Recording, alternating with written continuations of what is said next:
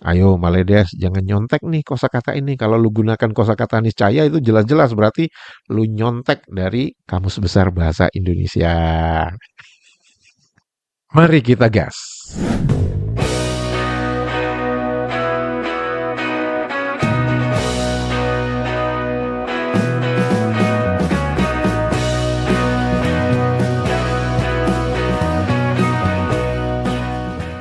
Halo, apa kabar semuanya teman-teman? Semoga kita semua dalam keadaan sehat walafiat. Amin ya robbal alamin. Selamat datang di kanal ini, kanal yang berbicara perbandingan kosakata menurut Kamus Besar Bahasa Indonesia dan Kamus Bahasa Indonesia versi Maledes. Semoga informasi ini bermanfaat untuk warganet Indonesia. Teman-teman, merujuk kepada video episode 342 di mana di dalam episode tersebut saya berbicara tentang kosakata pesisir, dan yang menariknya adalah di dalam Kamus Bahasa Indonesia versi Maledes, kosakata pesisir itu dituliskan sebagai penumpang kapal. Bukan hanya didefinisikan sebagai penumpang kapal, namun juga didefinisikan sebagai orang yang masuk ke kedai untuk membeli atau melihat-lihat saja. Dan di sana dituliskan itu bahasa Jakarta.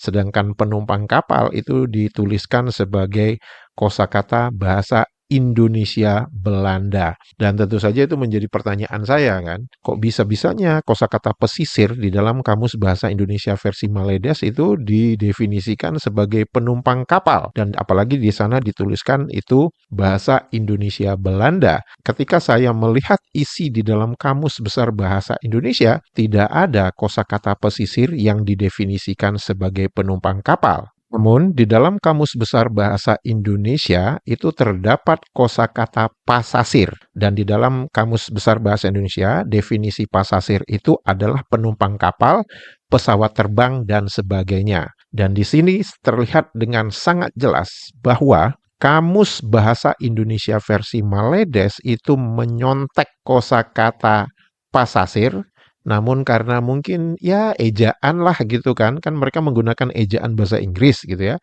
Pasasir itu mereka menuliskannya menjadi pesisir. Nah, saya akan membacakan beberapa komentar dari warganet Indonesia di episode 342 dari video yang berbicara tentang kosakata pesisir dan pasasir ini. Kalau di Minang, pasasia berarti penumpang bus, oplet. Mungkin kata pesisir, penumpang diambil dari kata pasisia. Kemudian bahasa Padang, penumpang bis, penumpang kapal disebut pasisia. Sebenarnya bukan bahasa Padang, Mas, bahasa Minang ya. Pasisia itu dalam bahasa Minang itu didefinisikan sama dengan penumpang. Menurut Kamus Besar Bahasa Indonesia itu adalah pasasir.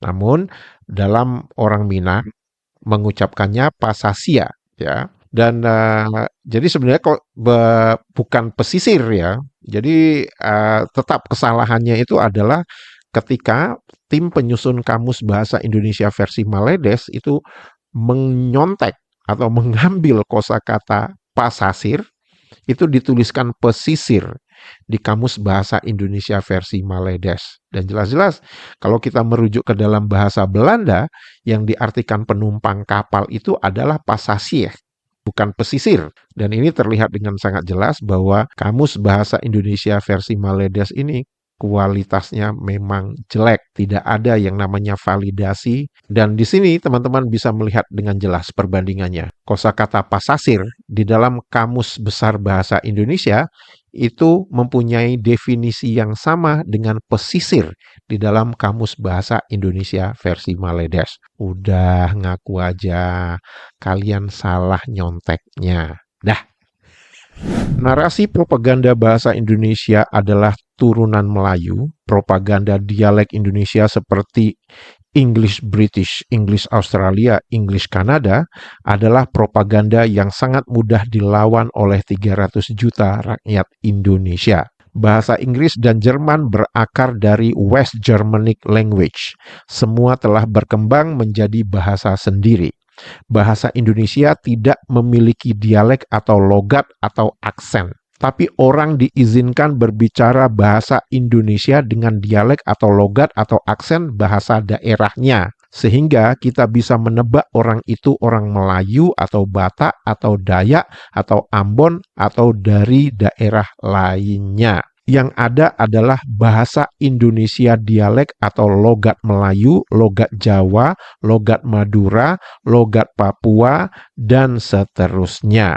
Dan sebenarnya menarik ya teman-teman, kalau kita mendengar misalkan ada teman-teman yang berasal dari Bali misalkan begitu ya, teman-teman yang berasal dari Bali itu cara mereka mengucapkan huruf T itu berbeda dengan misalkan orang yang berasal dari Sumatera atau yang berasal dari Jawa. Nah, itu sebenarnya salah satu ciri juga. Dan itu adalah sebuah kekayaan budaya, kekayaan variasi bahasa yang dimiliki oleh bangsa Indonesia. Dukung selalu channel Pak Pri dan channel lain yang melawan propaganda dan halusinasi maha waham tipe M. Terima kasih. Saya pergi ke kota beregu saja dengan istri.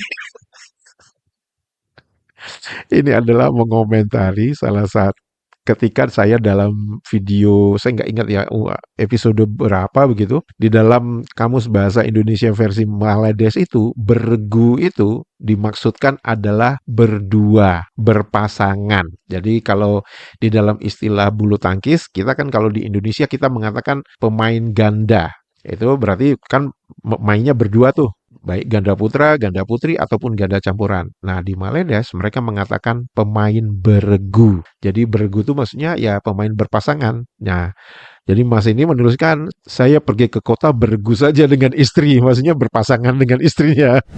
Kalau bahasa Indonesia dikeluarkan dari Kamus Bahasa Maledes, niscaya Kamus Bahasa Maledes tebalnya tinggal 10 lembar saja. Kata niscaya ada nggak ya di Kamus Maledes? Ada dong. Saya sudah mengecek di dalam versi online Kamus Bahasa Indonesia versi Maledes, saya tidak menemukan kosakata niscaya itu. Tapi di dalam Kamus Besar Bahasa Indonesia, kosakata niscaya itu dimaksudkan adalah tentu, pasti, tidak boleh tidak. Jadi kalau kita berbicara itu adalah sebuah keniscayaan, itu maksudnya sebuah kepastian. Ayo Maledes, jangan nyontek nih kosakata ini. Kalau lu gunakan kosakata niscaya itu jelas-jelas berarti lu nyontek dari Kamus Besar Bahasa Indonesia. Kayaknya jualan korek kuping di Maledes cuannya gede ya. Soalnya di Maledes banyak orang budek. Pesisir sama pasasir kok nggak bisa denger bedanya loh. Yang nyusun Kamus Bahasa Rojak Maledes kocak.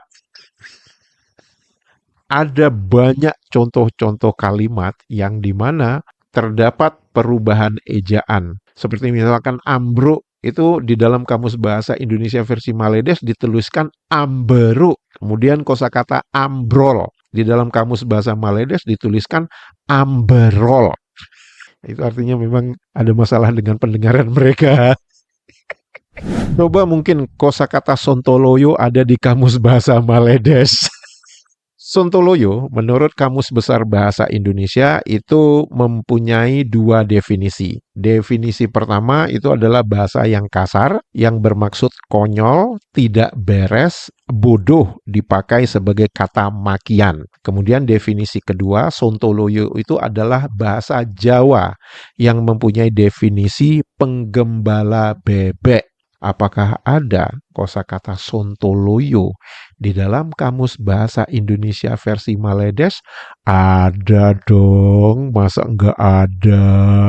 Didefinisikan sebagai bahasa Indonesia, bahasa percakapan, percakapannya siapa? Percakapan di Indonesia atau di Maledes?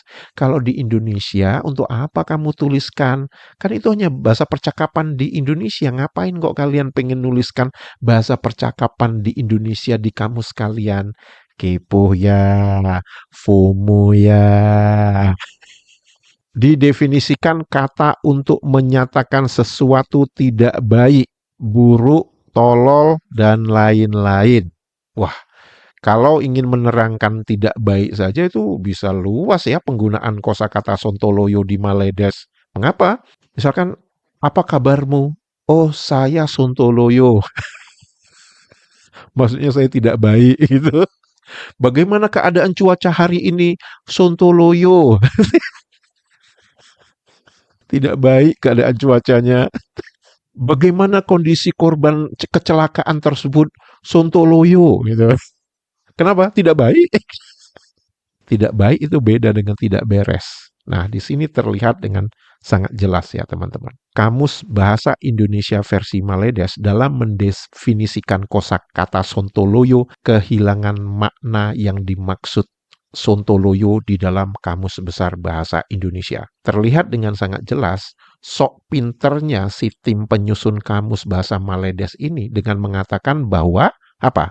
Kalau dituliskan di dalam bahasa Indonesia tidak beres, itu maksudnya tidak baik. Salah. Tidak beres bukan berarti tidak baik.